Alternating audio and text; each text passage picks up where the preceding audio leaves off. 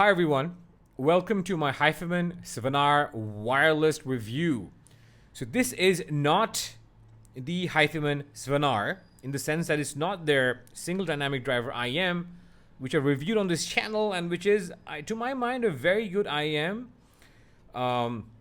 This is the wireless version. This is the TWS from HIFIMAN, and of course, when you hear TWS, and if you follow my work, and if you are an audiophile, by which I mean, of course, if you're someone who looks for the absolute pristineness in the pursuit of sound, you might be off-put by most TWS offerings out there in the sense of, using them as your daily driver for listening to music. Of course, TWS has its, massive utility when it comes to listening on the go or taking calls, or if you're a casual listener and not really an audiophile.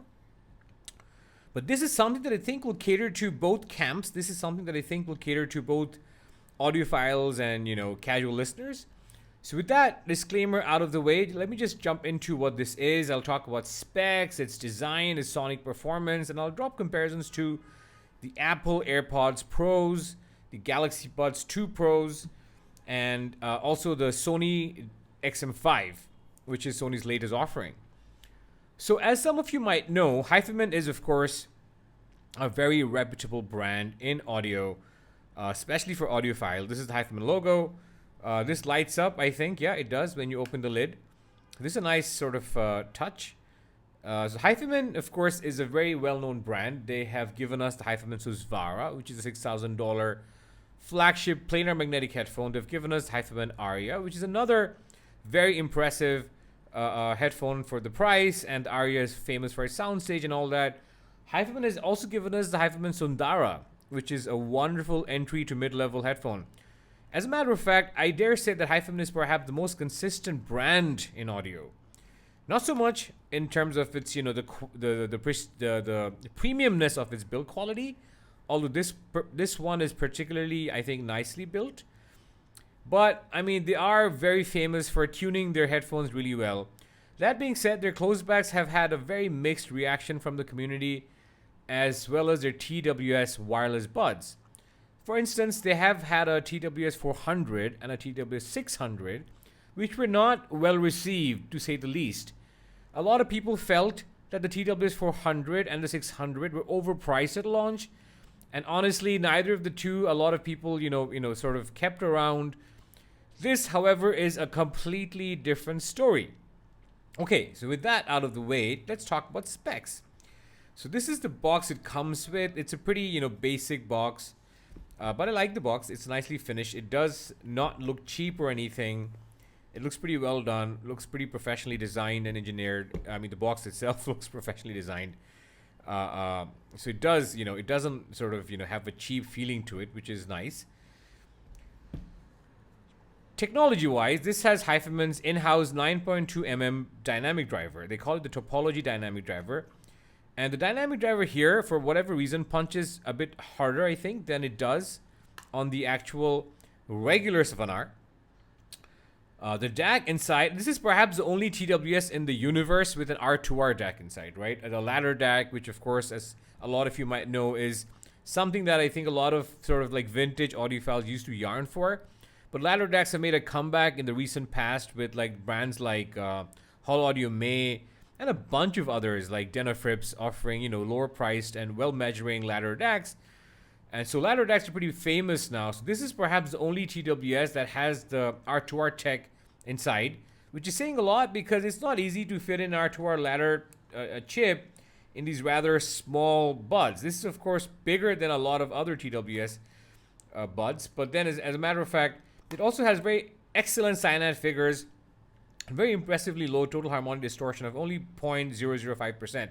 So kudos to HIFIMAN for engineering this and putting a ladder DAC inside. And I do think it makes a difference to the naturalness of the sound. Ladder DACs are, in general, sought after because people perceive their sound to be more organic. So, I mean, this is a fairly organic sound. Now, to move on and talk about codecs, this has Bluetooth 5.2 AAC, so you can use your iPhone. It does sound wonderful with your iPhone. SBC, and of course, LDAC. So LDAC is, of course, the highest performing Bluetooth codec, and it does support LDAC. So a lot of you Android phone users will like the fact that this has LDAC. No aptX codecs, unfortunately. And in terms of build, the shell material is aluminum and plastic outer chamber. It's, this sort of silver finish. And it has a carbon fiber inner chamber, which is a very nice touch.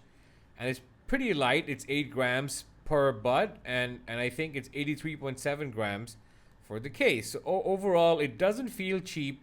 It doesn't feel overly plastic or anything. It's a strange shape. So this shape might be slightly off-putting. It will make a bulge. It will form a bulge in your pant pocket. So if that is, unsightly, so it is what it is. But you can, of course, put it in a pouch or a bag, what have you. The battery life is 6 hours on hi-fi mode because this has 3 modes. The hi-fi mode, the transparency mode, and the ANC mode. It's 6 hours on the hi-fi mode and 6 hours on the ANC mode and 7 hours on the transparency mode. So yeah, I mean, the design, as I've talked about, it's a mixture of carbon fiber, aluminum, and silver tone plastic. So it does not look cheap. And it's fairly comfortable because it's lightweight. And I think it's fairly ergonomic. It does fit in your ears and doesn't feel like it's going to come out. It does adhere naturally to the earlobes and the concha. The case design, like I said, is a bit radical, but it's somewhat cool and unique.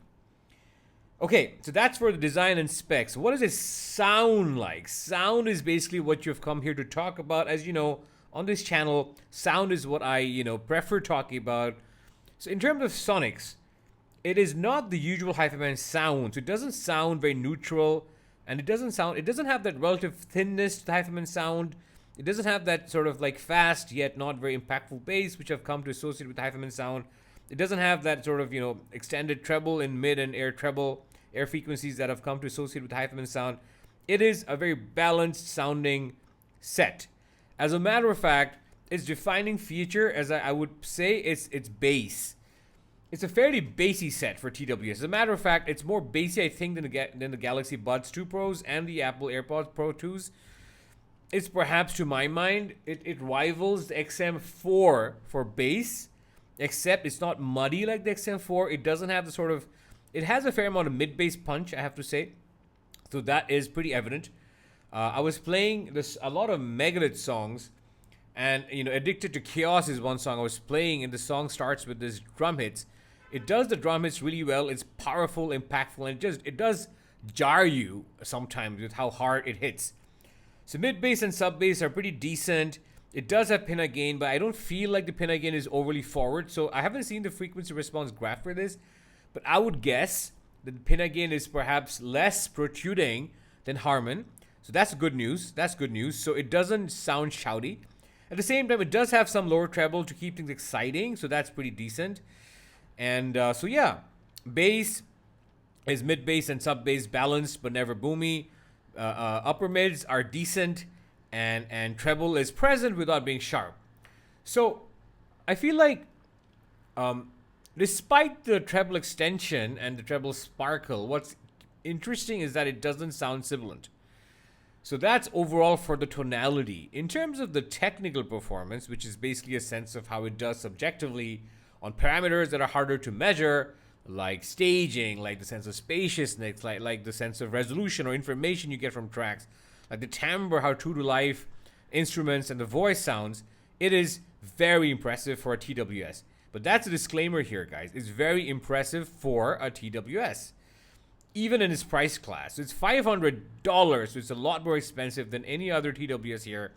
It's a premium TWS offering, but you do get your money's worth in terms of technicalities, because this does clearly outperform the Apple AirPods Pros and the Samsung Galaxy Buds 2 Pros and the Sony XM5, which I don't have with me anymore. I have bought it, but I don't have it with me at present. It does outperform all the other peer level TWS offerings in terms of the technical parameters. So it resolves more. It gets more information out from tracks, and it's noticeable. You will feel like it's a little more audiophile in the fact that it does have higher levels of resolution than other TWS offerings. You will feel, certainly, that it has a better sense of spaciousness and staging, so images of instruments and the vocalists and other performers are more palpable, more visible, more tangible, more clearly defined, and better separated from each other, so the performance and the performers don't sort of bundle up into a sort of a muddy hole, which it can with other TWS offerings. So this is very impressive in a staging for a TWS. Resolution is impressive. Dynamics, like I talked about, it's punchy, it's fairly fast, and timbre is decent. Nothing off-putting, no plasticky or metallic glare in the treble. Bass sounds fairly analog. So overall, it is a very decent performer in terms of technical prowess. If I have to talk about cons or nitpicks, because for sound, I think it's a very decent performer and worth its money. But in terms of other cons, I would say the battery life is decent. It's good. Like 6-7 hours is good. It's not class leading. Its ANC, its noise cancellation, again, is average. It's not bad at all. Like, I can put it in and I feel like I'm shut out from the rest of the world. And it's fairly quiet. I can do my work. I can use it in a gym. And it shut out the loud blaring music off my gym, which I never really like. The music that's played at my gym. I can shut out like noises coming from people having, conversations in a coffee place. All that is very impressive for what you get, because HIFIMAN is not a TWS specialist, so to speak, but this is a very strong offering from HIFIMAN because ANC is decent. The ambient sound mode is decent. It is not going to beat Apple AirPods for ANC and ambient sound. So if you are after those sort of things, you might even feel like these are afterthoughts if you're coming from Apple, because Apple is just at a different level when it comes to ANC and ambient sound. But if you're an audiophile, or if you like getting great audio, or if you're seeking audio pristineness and audio quality, and if you like the idea of getting a TWS that does justice to how well, an artist intended for the track to sound, how well it separates performers on the stage, how much information you get from tracks, this will whip every other TWS on the planet. So that's what it is. I mean, the hi-fi mode, which it has, is mandatory to enjoy the Svanar to its fullest. So as I said, it has different modes. The hi-fi mode is the most impressive in its sonic performance. I will now talk a bit more about the competitors, so you get a sense of how this stacks up. So in terms of how it stacks up, the Apple AirPods Pro 2s, this is the second gen, the Gen 2, perhaps has the nicest timbre among all TWS buds available. So this does sound very natural and very sweet and very, melodious. This is linear, smooth, and its tonality is wonderful. As a matter of fact, I feel like you can tune other headphones to its tuning. It's a lovely tuning. Apple has hit the frequency response out of the park. It's not as, shouty in the upper mids as Harman. It still has the bass shelf, but it's not overly prominent. It's just very smooth and just lovely. However, its technical performance is underwhelming to say the least. It doesn't resolve very well. It has a very small, cramped up soundstage, and its imaging is somewhat all meshed up and sort of all over the place.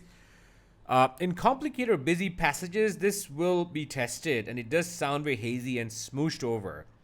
So the Svanar Wireless is decidedly impressive and more impressive than the Pro Gen 2s when it comes to technical prowess, right? The bass here is decent, but this is significantly punchier and textured. But this does not, I think, it's a very well-tuned set, but this would be slightly more linear, and I think it might appeal to a wider range of people. Now moving on to the Galaxy Buds 2 Pros. The Galaxy Buds 2 Pros is hyped up, and a lot of people swear by this and swear by the sound of this. And interestingly, you can get a very good deal on this because the price of this has fallen in the primary and the secondary market. So from a value standpoint, you can have this for a very good price. This is a wonderful sounding set, but it doesn't really have a lot of what the Svanar does. Like, for example, this is a rumbly deep sub bass. It's very Harman in its tuning because it's very sub bass oriented. It's sub bass for days. And if you like sub bass, this is wonderful. I mean, however, it doesn't have the mid sub bass balance, so it does lack a bit of warmth, and it can be somewhat bright sounding for a lot of people. It can be somewhat thin sounding for a lot of people. And on several tracks, the vocals sound a bit glassy and even a bit shouty, and the treble is there. So over prolonged listening sessions, some people have complained that this can be a bit fatiguing. So in that sense, I would prefer the Svanar over the Samsung. And of course, Svanar has a lot better technical chops. The Sony WF-1000XM5, which I don't have with me right now, is a close competitor. I think the Sony XM5 does have very impressive technicalities and perhaps more impressive than either the Pro Gen 2s or the Samsung Galaxy Buds 2 Pros. But the Sony XM5 is a bit interesting because it's going for more clarity and treble sparkle, especially compared to the darker sounding and smoother sounding XM4. The XM5, which again I don't have with me, it does have a nice Sony timbre and the soundstage and imaging that people have come to associate with Sony products. The bass quality of the Sony, I would say, is perhaps equal to the Svanar, but the Svanar has a tighter bass response, and overall I think this is a better TWS set for sound. So where does that leave us? That leaves us to this point when, I just want to make the point that this is the best sounding TWS for technical performance. For tonality though, some of you might prefer the Apple and some of you might prefer the Samsung. So the tonality is more subjective, I think. But I do like it a lot. And I think for overall technical and tonal performance, plus the fact that you get very decent ANC and ambient sound modes, and it's a nice design. It has an R2R DAC chip for all the technology that's packed inside. This is a very decent set, and I do think I would recommend it to those of you looking for more audiophile tuning and more audiophile technical performance, rather, out of your TWS. So that's it for me, guys. I hope this was useful. And like my video if you like it, and subscribe if you have not, and I'll see you in my next one. Bye-bye.